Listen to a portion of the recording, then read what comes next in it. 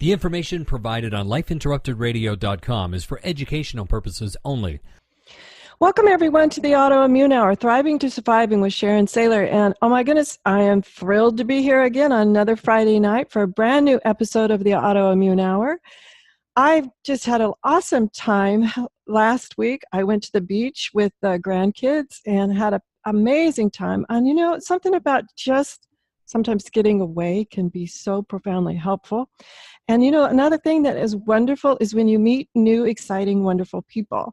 And that's what tonight's guest is all about. I met her through a mutual friend.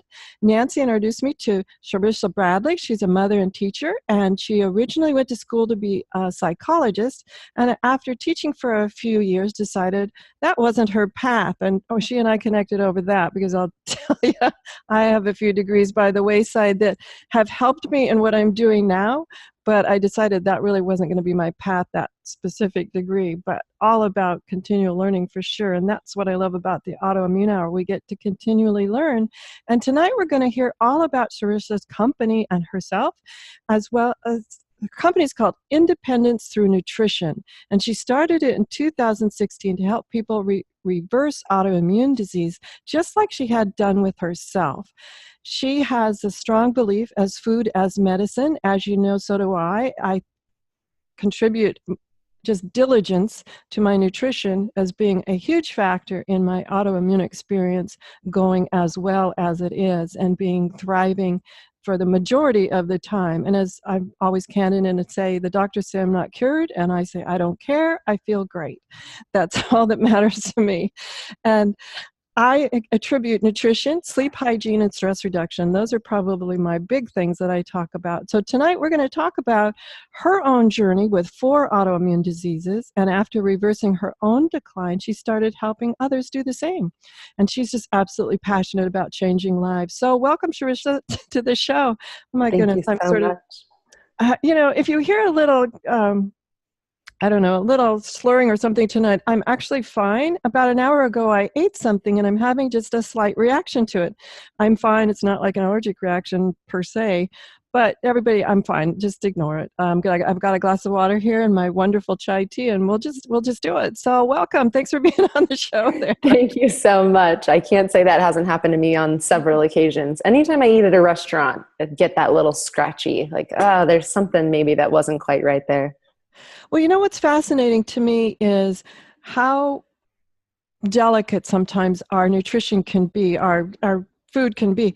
Because you're right, I can eat certain foods here at home that I meticulously prepare. I know exactly what's in it. I don't add anything that I might know causes this sort of slight little tickle reaction in your throat.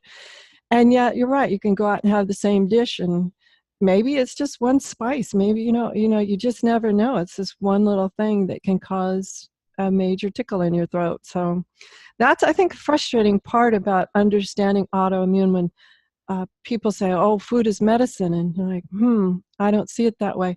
So let's talk a little bit first. 4 autoimmune diseases. Now, I know oftentimes I hear people go, it's not uncommon for people to get one, get over it, and then all of a sudden something happens and you get that something else flares up. So was that what happened to you? Or, oh my goodness, you didn't have all 4 at once? No, thank God I didn't get diagnosed with all 4 at once. I did get one diagnosis at a time. It started when I was 18. I started getting chronic bladder infections, and they really didn't have any rhyme or reason. The doctors would tell me things like, don't eat sugar or don't take baths. But nothing really seemed to make it stop happening. And about 2 years into taking antibiotics almost every single month, I was diagnosed with interstitial cystitis, which is autoimmune in the bladder, which creates that feeling like you're getting like you're having a bladder infection when there really isn't any infection there at all. It's just kind of like muscle spasms, weakness in the wall lining, and it creates that urgency and that pain the same way that you would with a bladder infection. So it was very confusing as a young girl to understand what was happening. Right after that diagnosis, I was diagnosed with endometriosis. That was coming when I was right before I started having my children. When my doctor told me that having kids would be the best thing, that it would take all of these things away. And I was ready at that point in my life to start that start my family. So I did. And I had my first daughter when I was 24, and I nursed her for 2 years until the day my second daughter was born. And then I nursed my second daughter until she was 18 months old, and she weaned herself. And right after she weaned herself, my body started falling apart. And it just seemed like one thing at a time I was exhausted all the time. I had no ability to remember anything, not even my husband's names, my children's names, my family. I just started calling everybody pet names, honey or babe. And I think everybody thought it was kind of like, oh, that's funny. Sharissa's starting to call us by nicknames. And it was really because I could look right in their face and have no idea what their names were. And it was terrifying to me. I was only 27 years old. And I had nothing. I had no energy, no brain power, no ability to think. And I had just finished my master's degree. I was teaching at a university. This is not a brain that I was willing to lose. And I started fighting back to see what was going on with me. My mom at that point had told me that most of the women in my family had Hashimoto's thyroid autoimmunity. And I really had no idea what that meant. I just went into the doctor and said, I need you to check me for everything. My mom said that you should check me for Hashimoto's. Again, really not having any idea what it was or what autoimmunity was at all. So they did the Hashimoto's test. It did in fact come back positive. My thyroid was actually swollen to about double in size. And I had some nodules on the side. So I had some x-rays, an MRI, an ultrasound done, all of that to diagnose the Hashimoto's. And they were kind of getting it wrong in a sense that sometimes I would go in and they were saying it was low thyroid. Sometimes I was going and they would say it was high thyroid. I went to the top specialists, the Harvard doctor, who 1 week told me that my thyroid was way too big and underactive, and the next week told me it was actually small and overactive. So I was obviously having a major autoimmune flare without anybody really noticing what was happening. So that was when I got my Hashimoto's diagnosis, and about a month later, I was diagnosed with celiac as well. It was just the timing on when the tests came back. And I was given no advice. I was given some thyroid medication. Synthroid probably was where I started. And I was told not to eat gluten. And I didn't even know what gluten was. I just was like bread, pasta. I don't know. So that's where I started. I was 27. I could not be upright for more than 2 hours at a time. I was so exhausted. Just walking downstairs would make it so that I needed to take a nap. And that's where I was at, 27, with these now 4 autoimmune diagnoses, no real guidance or support. And 2 little kids. And 2 little kids, a 1.5-year-old and a 3-year-old. Yeah. Wow. Amazing. There's so much to unpack there. One of the questions that came to my mind that I've heard from other people when they've had what they thought were consistent bladder infections and or sinus infections, it turned out to be a food allergy. Was sort of, they described it as tickling the sinuses or tickling the bladder that made it feel like either they had to relieve themselves or had a sinus infection. And then they felt that since that was not diagnosed properly, they were given the antibiotics, and that created all sorts of gut issues. And it seemed to be sort of a spiraling type of thing. Have you heard of this? I think they called it spastic bladder and spastic sinuses, which is an odd name, but it sort of, they were saying it related to this idea that this allergic effect sort of gave this tickling feeling. Oh, yes, I have heard of this spastic with the nasal and the bladder. I never had any upper respiratory anything. In fact, most of my life, I never got a cold. And it's very rare for me to get sick, the flu, a cold, any of those things. I always thought I was just like superwoman and I have this ability to never get sick. And I never even had a sinus infection until I started recovering from the autoimmunity. Wow, that's amazing. That's amazing. Now, tell us a little bit about your journey as you healed. You mentioned a couple of times, which is so common, absolutely so common, this idea of the advice you got really wasn't helpful. and even going to top doctors. I've been around the world going to top doctors and researchers, and have to say at this point I probably know as much, if not more, about autoimmune than plenty of the people I have visited. I now have an awesome team. I don't want my team not to think I don't, but I now have an awesome team, and just this idea that it took a long time to find that awesome team.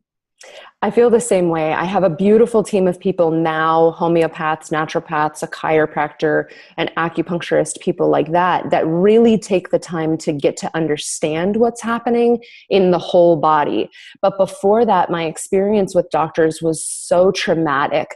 I felt like I was being bounced around from office to office as they didn't know what they were talking about. They would send me to the next person who wouldn't know what they were talking about. And I spent thousands of dollars being poked every single week to get new blood work taken. And every doctor wanted something different, but nobody was able to ever give me any encouragement or the next step. It was just, well, you have autoimmune disease. This is a diagnosis that stays with you for the rest of your life. And this is just how you're going to feel. And the only thing they could give me support-wise was thyroid hormones or steroids. And that was really it. And I was raised very, more Eastern medicine, more herbal. So for me to take prescription medications, it just wasn't in my wheelhouse. It wasn't something I was willing to do. So I really leaned heavily on, well, if food and stress and my lifestyle and my emotions got me to this place, then I can reverse all of that and make some bigger changes for myself in the right direction. And I really think even more than diet, my mindset, my mentality, kind of the way I was living my life, all of that was leading me in a disease path. Oh, that's a common story. I can raise my hand on that one as well. It's a common story that I hear of people in the community. You mentioned a couple of things, and I just want to touch on it briefly. When I had mentioned stress reduction, and I'm glad you mentioned this idea of past traumas and past experiences and emotions, how that definitely plays into the healing path for sure.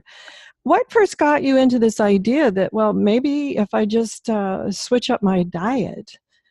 Was that someone guided you there, or how did that happen? I am a self-proclaimed nerd, like massive, massive nerd. And my master's degree is in experimental psychology research. And I actually had been researching for the last 10 years different nutrition protocols. So for my undergraduate thesis, I researched nutrition understanding in college-age students. And my master's thesis, I researched nutrition understanding in children. So this had already been my passion for a long time, understanding food and eating clean and what food can do for you. I thought that I was a pretty relatively healthy eater. When I found out that I had these autoimmune diagnoses, I started reading books and research in that area. So things like the GAPS diet and the autoimmune protocol and the Whole30 and things like this. And I just read everything I could about what other people had been doing for themselves in this area. And really the general consensus once you go down that path is the diet is the number one thing to fix. Later, I went down more of a spiritual path and looked at kind of more of that mindset and the past traumas holding in those areas, especially with the bladder and being grounded and feeling safe and secure. I never really had security growing up. So it makes a lot of sense to me that that's where it would all have started. I did work on my diet for 2 years before I did really anything else. But I started actually with the autoimmune protocol. I had cut gluten out of my diet, but nothing really had changed. And the one thing that we haven't talked about yet is that detox is a heck of a lot worse than diagnosis. When I was diagnosed, I was barely able to get out of bed, but I was just exhausted and bloated and tired.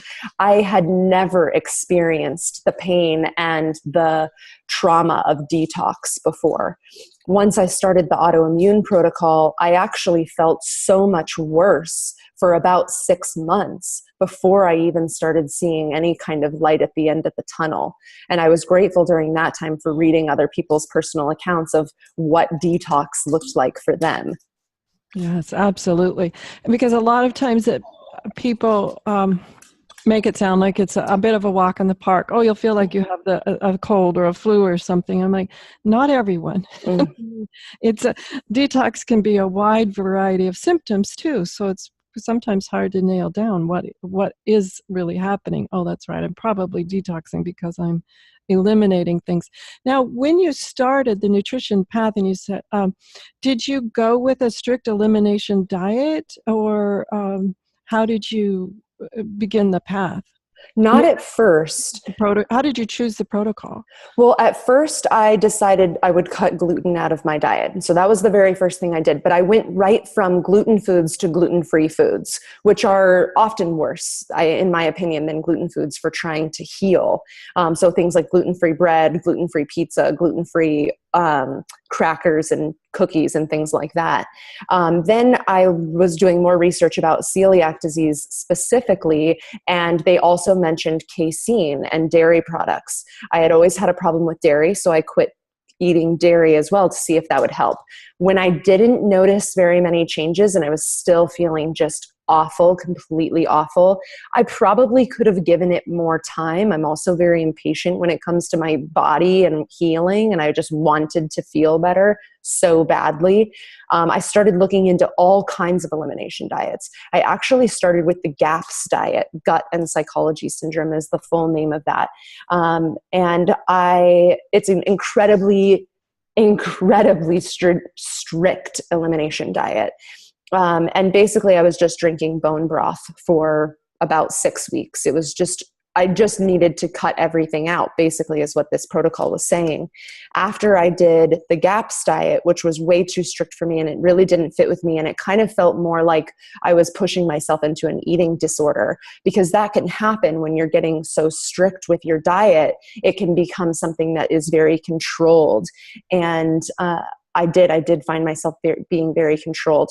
I found the autoimmune protocol next, and that's when I started the autoimmune protocol. And I actually did that for about 6 months, the strict autoimmune protocol, until I started seeing some big changes. So until I stopped having bladder flares. That was a big thing for me because I was still having these bladder pains every month. So when that stopped happening, I started reintroducing foods. I lost about 70 pounds. Wow. In the detox process. I was not ever overweight by any means. I'm 5'10". I was maybe 170, 175 pounds.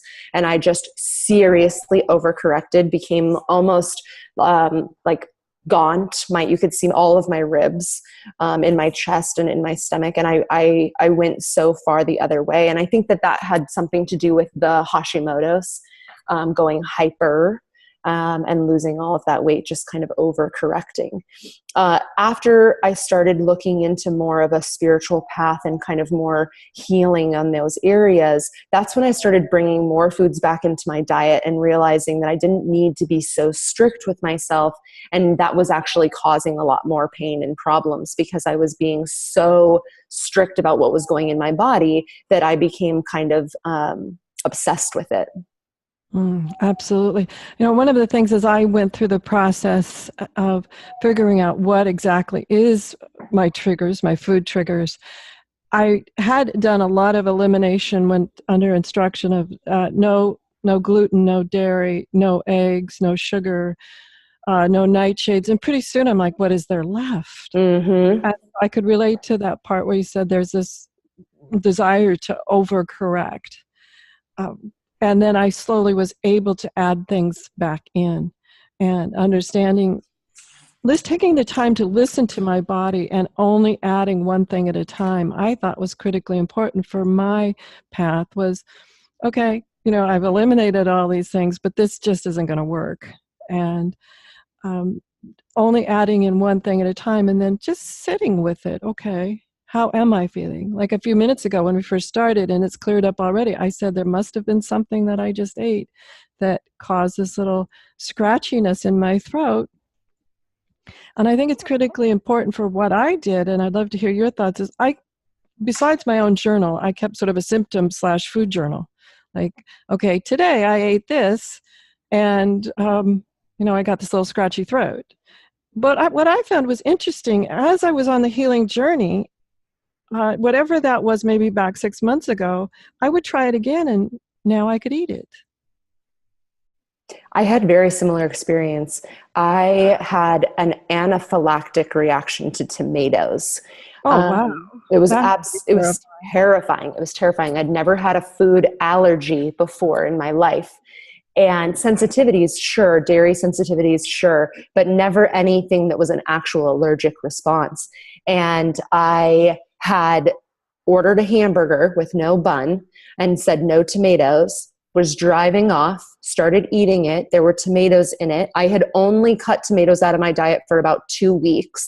So really not long enough to have such a major reaction.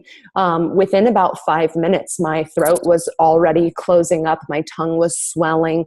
It took about 2 weeks for my whole throat to calm back down. It sounded like I had laryngitis. I was losing my voice for about 2 weeks. There was this just flare of reaction in there.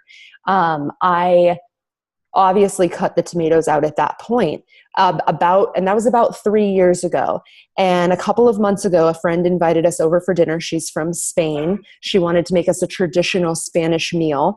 And for the most part, it doesn't have those foods don't have gluten or dairy or soy or not really any corn. So I was very excited to go. And the very first thing she served was a cold tomato soup. And I didn't want to be rude. It had been a few years and I have done a lot of healing. So I wanted to test myself and just see what would happen.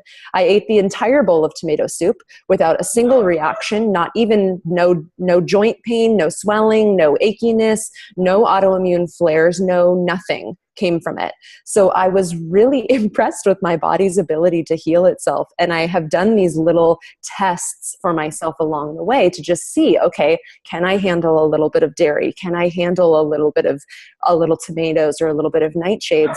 And in small doses without regularly doing it, I seem to be not having a problem with it. Wow. That I have to admit to the audience here, that is incredibly brave. If you've had an anaphylaxis experience, personally, I recommend doing that under a doctor's care. Like, I'd like to try a little tomato. But the other thought that came to mind was, one was a commercial tomato, and was it truly all tomato?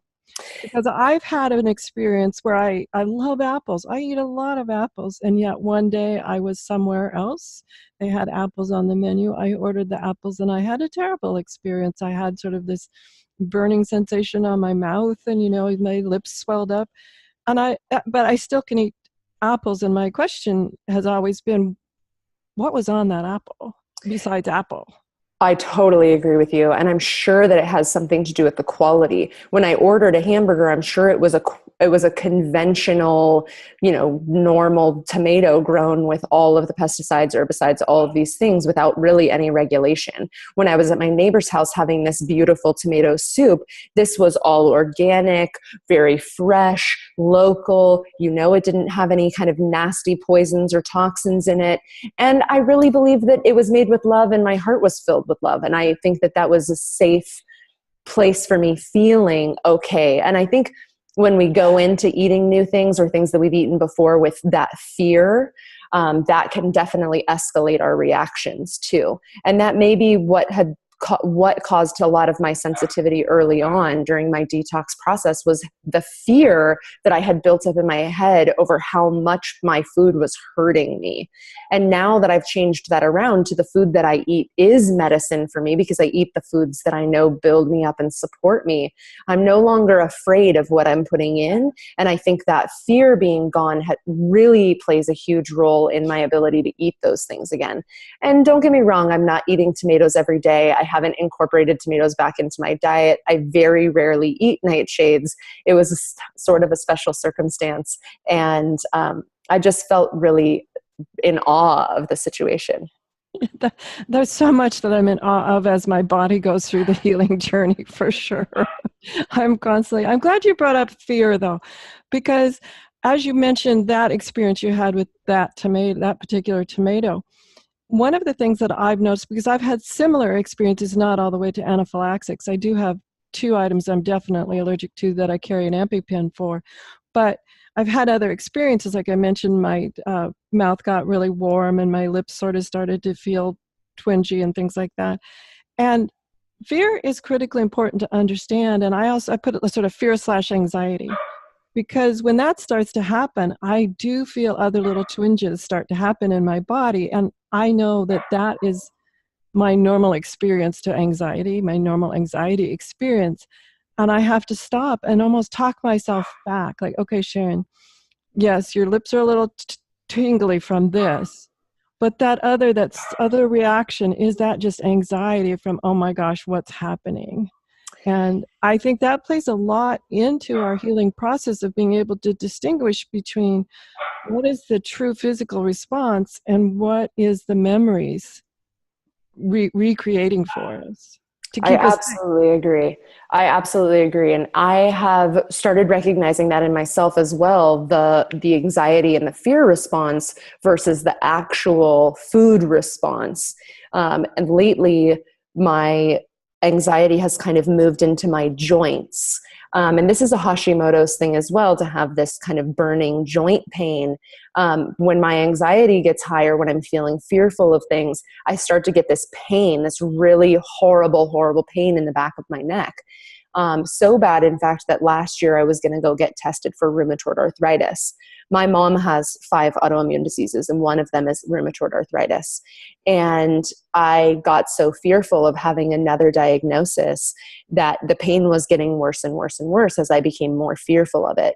Now I can recognize that and see, okay, this is where this is coming from.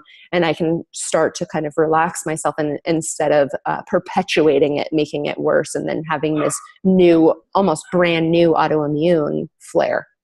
Oh my gosh. This has been so fascinating that I completely blew through that commercial break. We need to take it really quick. And when we come back, I love the direction this is heading, because I want to talk to Sharissa about this idea of how people with conditions such as herself and myself have this interesting problem with perspective, and when is an itch just an itch. We'll be right back.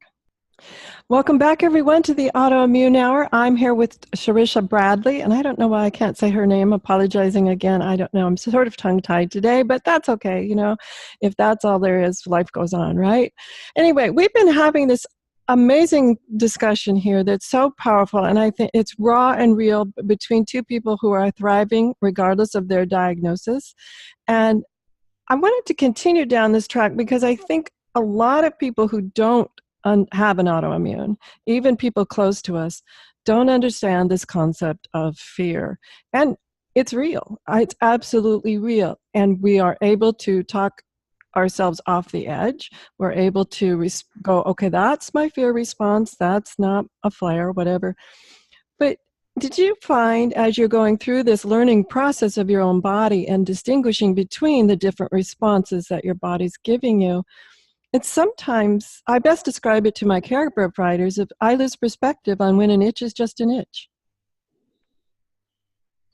It was really hard for me when I was going through the detox process to understand this concept, because it was such a scary thing to have new symptoms come up, or to have really intense variations of my autoimmune flaring.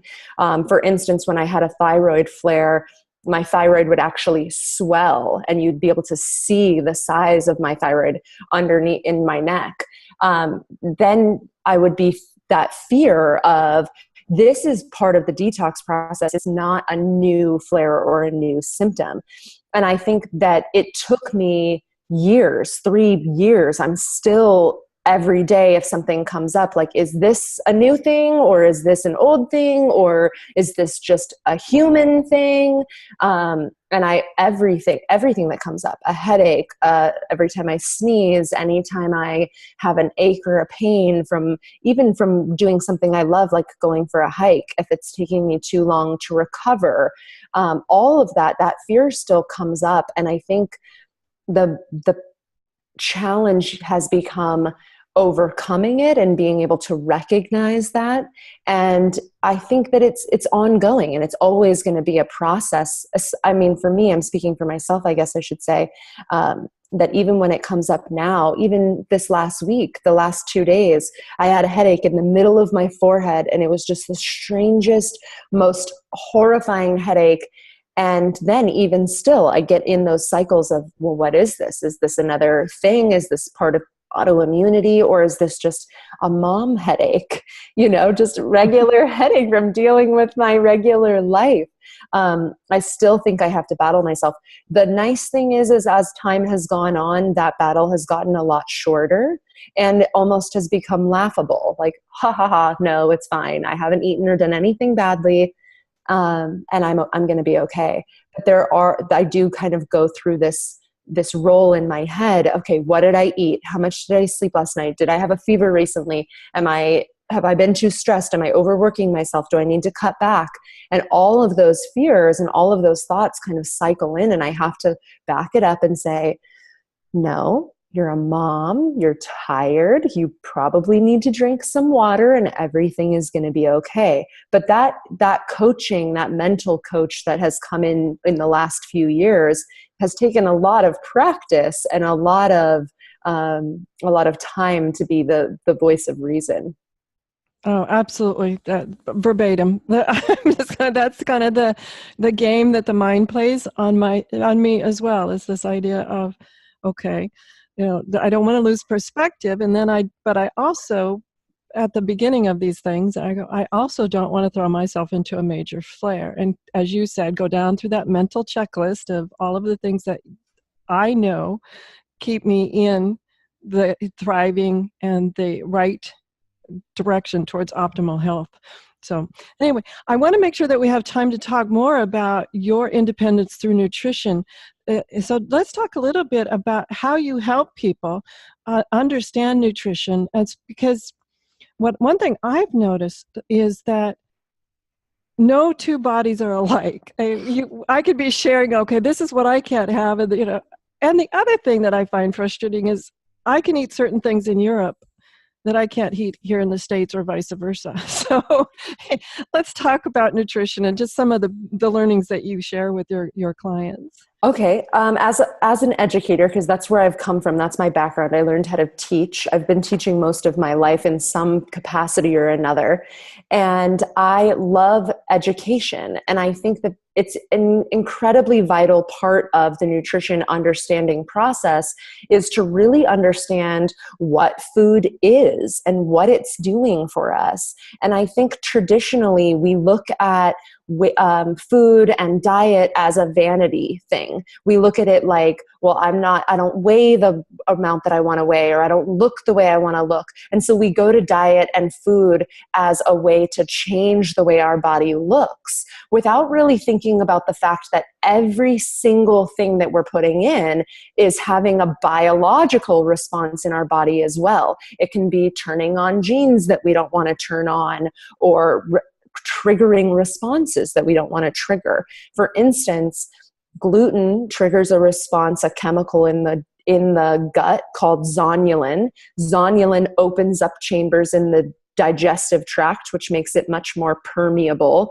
which then triggers antibodies, which is the creation or the start of an autoimmune response. So when we understand that just eating gluten doesn't necessarily affect like bloating or the fatigue, but it's actually creating these chemical responses in the body that are increasing antibodies or increasing the autoimmune response. And that's the thing that we want to avoid.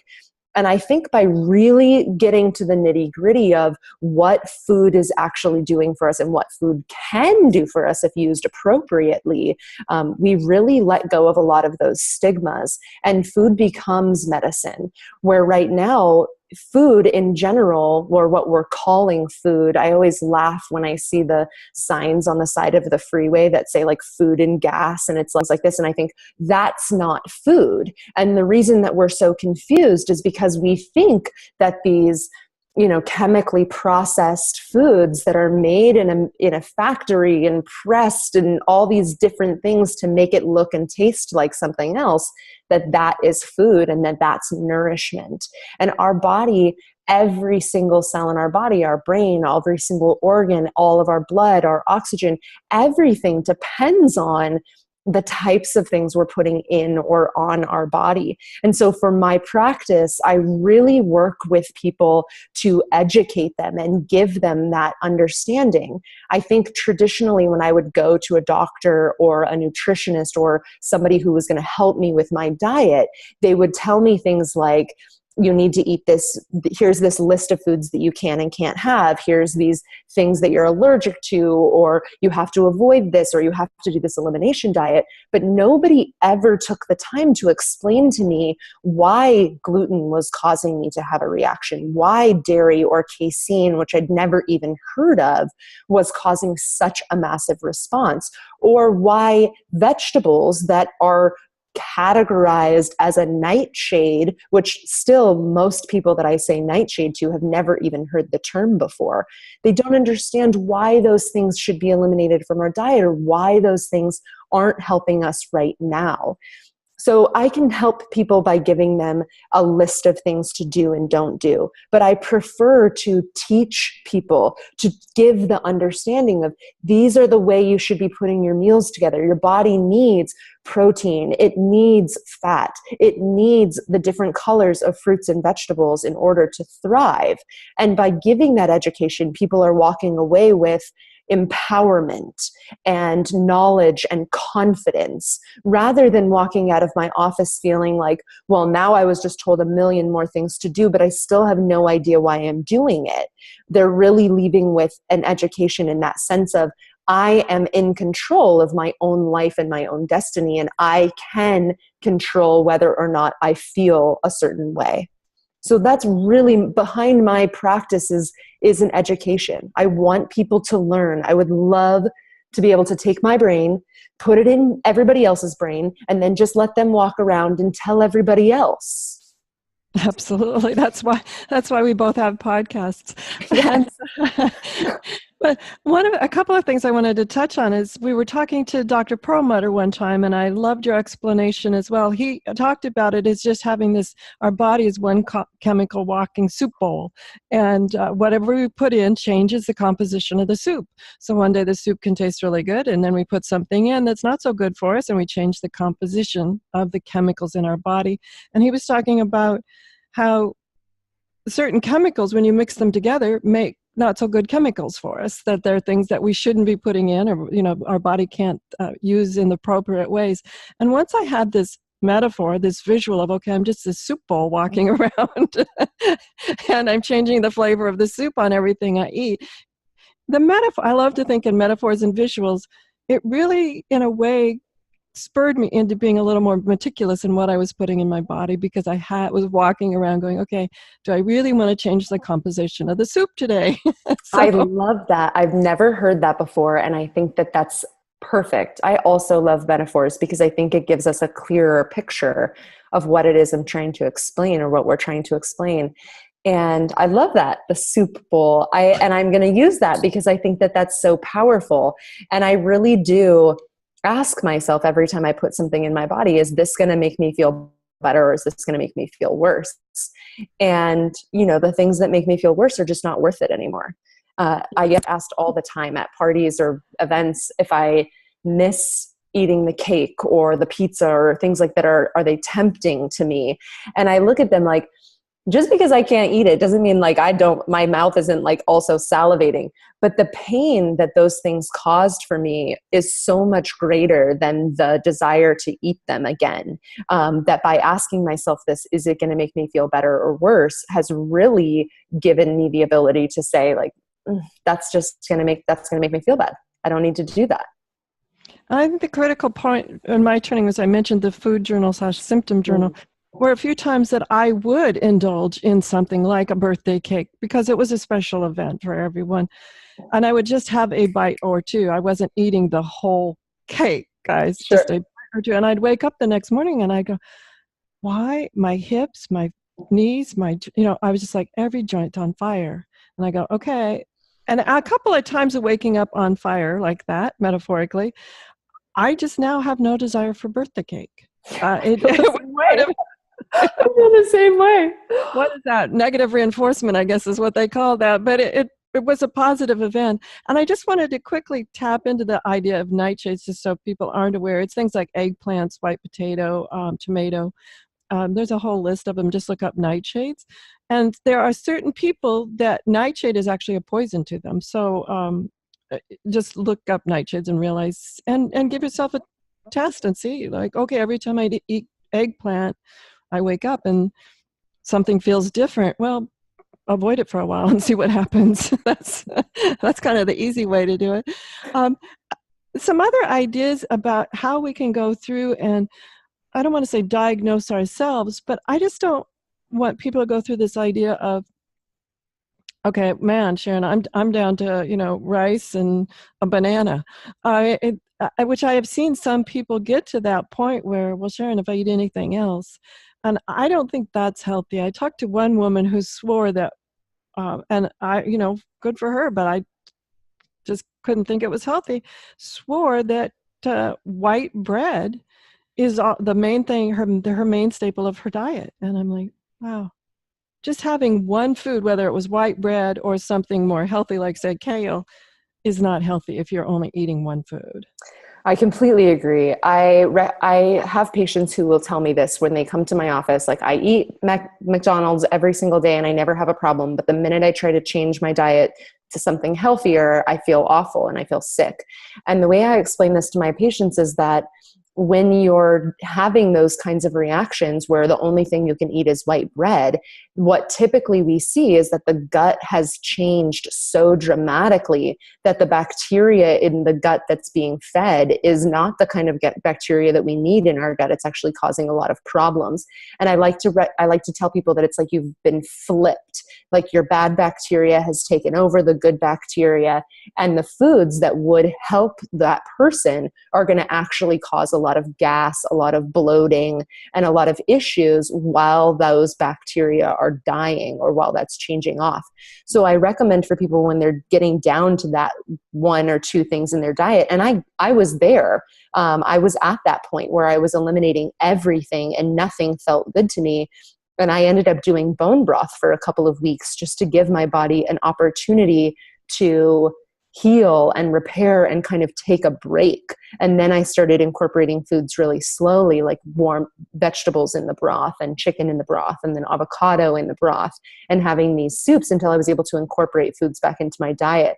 But when we have those gut dysbiosis or gut bacteria backwards, where we're seeing that you can eat the kind of not so healthy foods, but are not able to bring in the foods that are really good for you, it's often that we have a really serious issue with bacteria in the gut that needs to be adjusted and needs to be really looked at. And I think that we should be eating a very wide variety of food. I think that every single color of food is very important. It all has a different vitamin and mineral component that it's incredibly necessary for our body, and we should be working our way towards kind of getting that broader diet, even if it has to start out a little bit smaller, as long as the goal is to continue to increase, then we see progress being made. But it happens to a lot of people where we eliminate and eliminate and eliminate and get down to these one or two things that feel okay. The problem is that's just not ever going to be healing. You're never going to see any progress being made. Even taking 2, 3, 4 months to just eat the same basic bland foods, you're not going to get any better or have any recovery from that. And unfortunately, in my opinion and in my experience, the only way to get through that is to take some type of supplements, things like that are going to help work on the bacteria, things like garlic that would help kill bad bacteria, and then kind of forcing your way through that discomfort, it will be uncomfortable. There will be gas, there will be bloating, there will be fatigue as those bacteria die off. And there's actually, you can Google die-off symptoms, like Candida die-off or SIBO die-off symptoms. And those feel pretty awful. But that's one of the only ways to get past that so that we can bring all the good foods back into the diet. Oh, absolutely. We need to take one more quick commercial break. And when we come back, we're going to talk a little bit more about the optimum diet. Welcome back. Sorry, we had to take that quick commercial break when we were getting into some very interesting parts. But a couple of words that you brought out there, and we only have time to touch on them briefly. We're down to about 6 minutes, and I want to make sure we have time to share how to get a hold of you. But you mentioned SIBO and die-off, and some of these ideas of what we're basically talking about is bringing the microbiome back into balance. So what are some tips that you have if we're going, I wonder if that's it? And I have to say, usually, typically, if you have an autoimmune, your gut's out of balance, guys. So That's pretty much guaranteed the starting place. All of the researchers now who are doing kind of the top research in autoimmunity are showing that if you have gotten an autoimmune diagnosis, that it is coming from some type of gut dysbiosis or leaky gut, things like that. So we're automatically seeing that that's what's happening right from the start. So we have to focus on the gut. We have to focus on getting that balance back. One of the things that I have to recommend right off the bat is sugar. Anything that turns quickly into the body into sugar, like simple sugars, simple carbohydrates, like white bread, pasta, cookies, those types of sugars, those immediately are feeding the wrong kind of bacteria in the gut. And the best place to start, without even really doing any research or detoxing or adding in supplements or probiotics or things like that, the first thing we can do is cut out any of those foods that have those sugars in it. That's going to immediately create those dying bacteria and create a die-off type symptom. I always recommend that people eat garlic or take a garlic supplement if they're dealing with that. Also, oil of oregano would help. The first thing you want to do if you're dealing with gut dysbiosis is go through what's called a kill phase, which you want to kill off all of that bad bacteria so that you can make room for better things to come into the gut. And then I recommend people doing things like probiotics and prebiotics like chicory root or acacia fiber, things that work to actually feed those good bacteria in the gut. And then you can do things like healing diet protocols, adding things in like the bone broth or the prebiotics, the probiotics, as well as foods like kombucha, kimchi, sauerkraut, all of those fermented foods that are going to increase the level of good bacteria in the gut and just introduce new bacteria to the gut. We get so narrowed in our eating, and every food that we eat has some type of bacteria compound on it. And when we're limited to things like sugar and bread and processed foods, we're not getting any of that natural bacteria. We need to eat things like the apples and the strawberries and the blueberries and things that have a natural bacteria to them, so that we're constantly increasing our levels and different types of bacteria in the gut. We should have something like 70 trillion different types of bacteria in the gut. And as we eliminate foods and kind of bring that cycle down, we eliminate the types of bacteria that are going to be in the gut, which is going to allow for things like dysbiosis and leaky gut and things like that when we eliminate the diversity of the microbiome. Oh, absolutely. And we're probably starting even before we start eliminating foods. If you've been diagnosed with an autoimmune, your gut bacteria is probably already somewhat out of balance. So understanding that you're not starting at zero with an ideal microbiome if you if you start eliminating foods. And I also suggest checking in with either someone like Sharissa, she does coaching and counseling as well on nutrition and diet, or finding someone who's experienced in functional medicine or a naturopath or someone else with an expertise, a dietitian, nutritionist. Because some of the parts when you begin to change your diet, she mentioned die-off, that can be kind of scary to go through by yourself. It really, I've been through it a couple of times, and sometimes I'm going to say you have to redo it or start over occasionally. That's happened to me where I've slipped backwards. But what the fascinating thing to me was, as I was talking to my naturopath during one of those slips, was she shared with me, Sharon, imagine it a mountain. When you first came, we were down in this valley, really down in this valley. And now we're a long ways up the mountain, and you've only slipped a little bit backwards on the mountain, but you're still on the mountain. And that was another delightful metaphor for me to realize, yes, okay, I'm feeling this way again, but I'm not where I started. I'm not as far. So you can always continue to move forward. We're just down to the last couple of minutes here. Share with everyone how to work with you, what your website is. And I know you have a fantastic gift for the audience. Thank you so much. It's been such a pleasure. You can find me at sharissabradley.com or at Sharissa Bradley on social media. I also have a podcast. It's called the Tea Time Podcast with Sharissa Bradley, where I enjoy a cup of tea and share a brief message about health and healing. And I also work one-on-one with clients, helping you reverse autoimmune diseases, as well as in general, helping people just get healthier and feel better for that goal of longevity, that goal of not having to be a burden on your family as you get older, because I believe we don't have to get old and decrepit. I do believe that we can be revitalized and feel really good. So that's my range of people that I help. I offer a free phone call, so there's no commitment or obligation. That's right on my website, sharissabradley.com. You can click on a free 15-minute call with me. And that's a way that we can just get to know each other a little bit better without really either one of us making any commitment to each other. I did just recently write a book. It'll be published on December 1st. It's called Journey Back to Health, and it's to help you get your confidence back and give you that feeling that you have hope again and you can do these things. For your audience, I'd love to offer a free inflammation ebook.